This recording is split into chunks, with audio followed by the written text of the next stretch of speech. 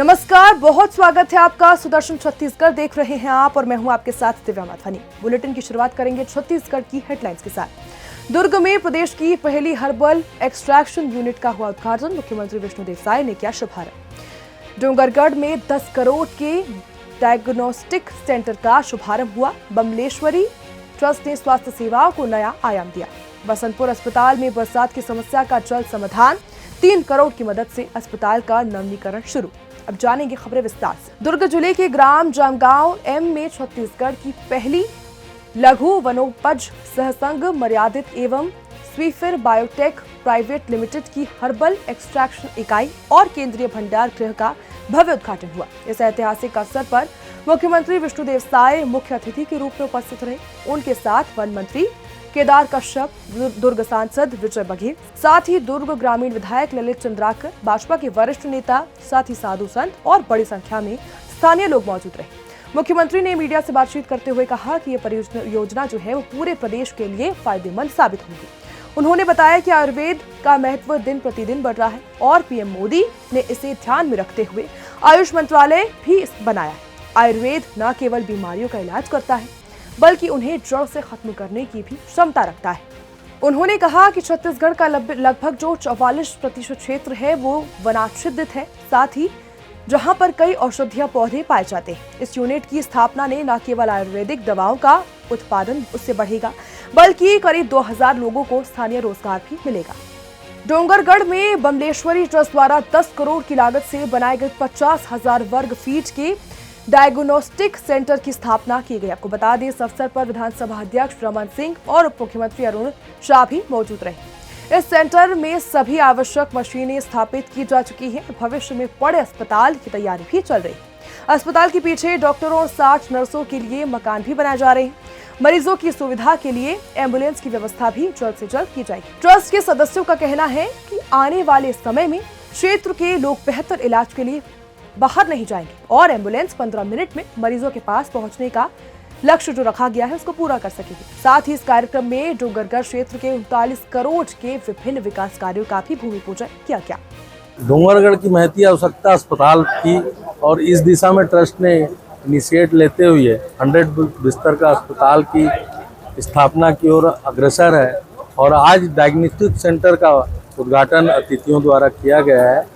करीब करीब इसकी 10 करोड़ की लागत हम आंक रहे हैं। जब पूर्ण सुविधा युक्त ये अस्पताल तैयार होगा तो 10 करोड़ रुपए लगेंगे। साथ ही हम लोग 60 लोगों का नर्सिंग स्टाफ का और 8 डॉक्टरों का फ्लैट भी पीछे तैयार हो रहा है। तो ऐसा एक कॉन्सेप्ट कर रहे हैं कि यहाँ किसी को भी कहीं दूर जाके इलाज करने की आवश्यकता ना पड़े, ऐसी ट्रस्ट मंडल द्वारा व्यवस्था करने का प्रयास किया जा रहा है। अभी तो देखिए 12 बजे 1 बजे किसी के यहाँ भी कोई बीमार होता है तो बड़ा असमंजस हो जाता है कि हम कहाँ जाएं। हम ऐसी व्यवस्था यहाँ करना चाह रहे हैं कि कोई भी फोन करे तो अगले 15-20 मिनट में यहाँ की एम्बुलेंस उसके घर उसको पिकअप करने के लिए खड़ी। ऐसी हमारी योजना है। जी, ये जो अभी जो हॉस्पिटल का जो ओपनिंग होना बाकी है, ये कार्य अभी कब तक पूरे तरीके से पूर्ण हो जाएगा? देखिए, करीब 50,000 स्क्वायर फीट का कंस्ट्रक्शन है और इतनी सारी सुविधाएं उपलब्ध कराने के लिए हमारे को सभी चीज़ों के लिए दूसरे जिलों पर शहरों पर डिपेंड है, वहीं से आते हैं सब लोग और इसमें समय लगता है। तो उसको देखते हुए समय तो लग रहा है पर निश्चित रूप से हम बहुत जल्द इसको चालू कर लेंगे। जी, ये अस्पताल जैसे पूरा होने पे क्या यहाँ अच्छे डॉक्टरों का भी आना होगा? बिल्कुल, अभी हमारी सब डॉक्टरों से बातचीत चल रही है और मेडिकल ऐसी जगह चीज़ है, ये ऐसी लाइन है, यहाँ अगर आप प्रयास करेंगे तो किसी चीज़ की कमी नहीं है। सरकार की इतनी योजना है, सरकार से इतने फंड मिलते हैं, उससे डॉक्टरों का कोई फीस निकलना कोई कठिन नहीं है और ट्रस्ट मंडल भी इसके लिए प्रेरित है कि अगर ट्रस्ट का भी कुछ पैसा यहाँ से लगता है तो ट्रस्ट पीछे नहीं हटेगा और इसको संचालित अच्छे से करेगा। क्या भुवनेश्वर ट्रस्ट हॉस्पिटल के द्वारा ब्लड बैंक की व्यवस्था की जाएगी? बिल्कुल, अभी तो हम लोग एक स्टोरेज सेंटर के माध्यम से हम चालू करने जा रहे हैं, पर आने वाले भविष्य में एक ब्लड बैंक की भी स्थापना यहाँ पर होगी। छत्तीसगढ़ से खबर सामने आ रही है। आपको बता दें कि कुछ महीने पहले स्वास्थ्य मंत्री श्याम बिहारी जायसवाल ने बसंतपुर के जिला अस्पताल का निरीक्षण किया था। निरीक्षण के दौरान अस्पताल में पानी भर जाने की समस्या सामने आई थी। डॉक्टरों ने बताया कि अस्पताल में कई मशीन बंद पड़ी हैं और नई उपकरणों की भी जरूरत है। पानी भर जाने से मरीजों को काफी परेशानी होती है, साथ ही सांप और बिच्छू भी अंदर आ जाते हैं, जिससे खतरा बना रहता था।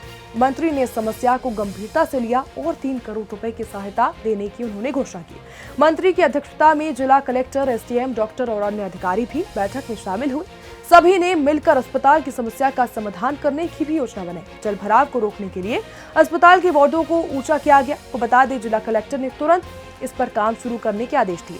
पीडब्ल्यूडी विभाग ने अस्पताल के नवीनीकरण और सुधार का काम भी शुरू कर दिया है। अब बारिश के पानी से अस्पताल में कोई भी परेशानी नहीं होगी। कलेक्टर ने कहा कि अस्पताल का पूरा सुधार जल्द ही पूरा किया जाएगा और मरीजों को बेहतर सुविधाएं से मिलेगी। पानी भरा होता है, उसके लिए आपने इंतजाम किया, उसके बारे में बताएं। मुख्यमंत्री अस्पताल सशक्तिकरण फंड के माध्यम से लगभग 3 करोड़ से अधिक की राशि जिला अस्पताल में जो पानी भरा होता था उसके लिए स्वीकृत हुई है। उसका काम जारी है। अभी लगभग 40% तक काम हो चुका है और ये अनुमान है कि आगामी 1 महीने के भीतर ये काम पूर्ण हो जाएगा। अभी तक पानी भराव की कोई स्थिति नहीं बनी है और ये पूरा, इसके अलावा आजू बाजू के परिसर के जितने भी नाले थे उसको भी हमने प्राथमिकता से साफ कराने का कार्य किया था। तो होपफुल है कि अच्छा रिजल्ट इस साल आएगा। सर, जिले में छत्तीसगढ़ सरकार के निर्देश के अनुसार जिले में आयोजित सुशासन त्योहार के तहत जनता की विभिन्न शिकायतों का विभागीय अधिकारियों द्वारा तत्परता से समाधान किया गया।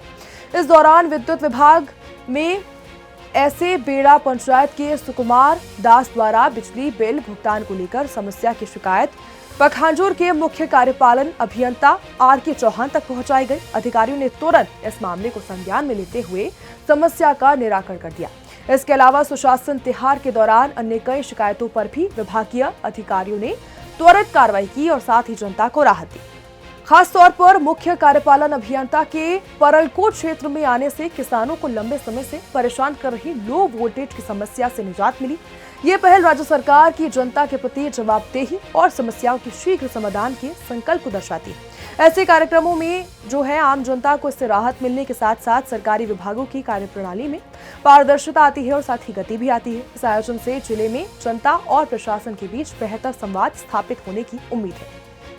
हमारे पास मांग के 216 आवेदन थे सर और शिकायत के 10 और 216 मांग के आवेदन का हमने निराकरण कर लिया है और जो शिकायत है, शिकायत में 4 दूसरे क्षेत्र के थे जो उनको हमने फॉरवर्ड कर दिया है और हमारे पास आज की स्थिति में किसी प्रकार का निराकरण के लिए लंबित नहीं है। सर, यहाँ पे जो समाधान शिविर हुआ था, सबसे डिफिकल्ट आप लोगों को कौन सा लगा होगा जो समाधान के लिए आपको दिक्कत हो या फिर परेशानी का सामना करना पड़ा हो?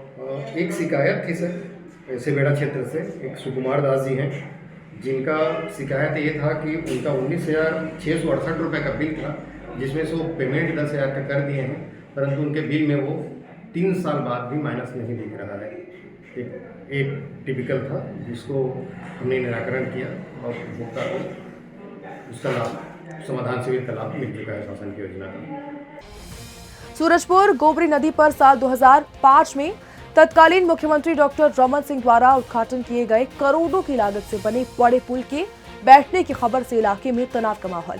ये पुल सूरजपुर से शिव प्रसाद नगर, डबरीपारा और भवन राही, साथ ही बासापारा समेत सैकड़ों गांव को जोड़ता है। बरसात के मौसम में इस पुल के कारण बच्चों की पढ़ाई, खेती, किसानों और साथ ही व्यापारिक आवागमन ठप हो जाते हैं।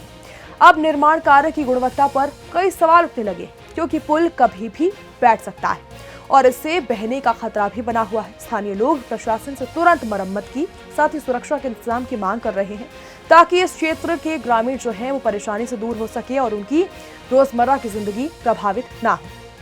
हाल के बुलेटिन में बस इतना ही। छत्तीसगढ़ की तमाम खबरों के लिए देखते रहिए सुदर्शन छत्तीसगढ़। जय हिंद।